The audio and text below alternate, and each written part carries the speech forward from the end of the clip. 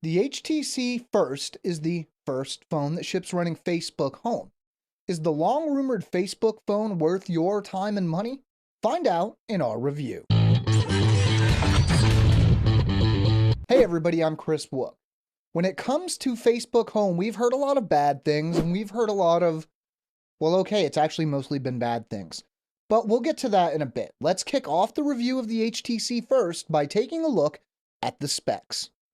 The HTC First packs in a Qualcomm Snapdragon chipset with a dual-core 1.4 GHz Crate processor and Adreno 305 GPU. For memory, we're looking at 1 GB of RAM and 16 GB of internal storage, but no microSD slot. The 4.3-inch display is 720p HD with a pixel density of around 342 pixels per inch. The primary rear-facing camera is 5 megapixels with 1080p video capture, and the front-facing camera is 1.6 megapixels.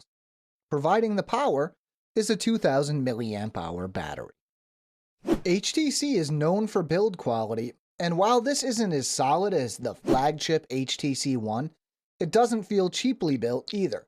The back and sides have a grippy feel, making you less likely to drop this in the middle of a call. The HTC First comes in a variety of colors, from red like our review unit to white, black, or blue. It fits well in the hand, and the relatively small size of the device makes one-handed operation a breeze compared to a lot of other phones in the same class. Buttons feel sturdy, almost to the point of feeling overly stiff. Unlike a lot of other mid-range Android phones, the display is not a weak aspect of the HTC First. The small 4.3-inch screen size and 1280 by 720 resolution leave us with a pretty sharp pixel density of around 340 pixels per inch, so visuals are much clearer than other similarly spec'd phones.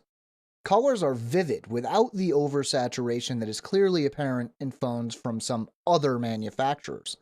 Black levels are good, with the display having very nice contrast.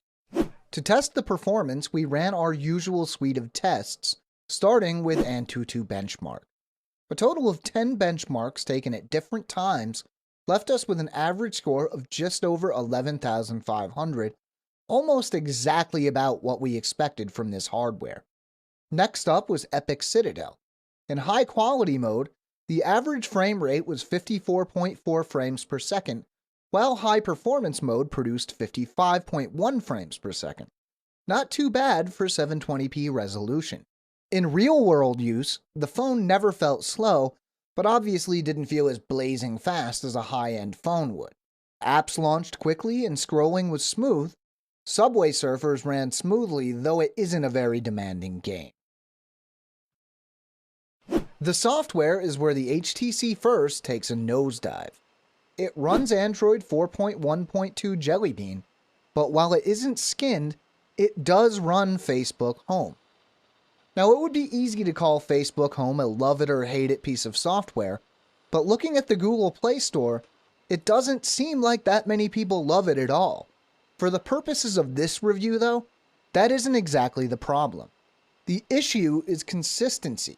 Now, while you may not be a fan of TouchWiz or HTC Sense, at least they provide a unified experience. With Facebook Home, it's always apparent that you're running an app on top of stock Jelly Bean. But here's the thing, that may actually be a plus.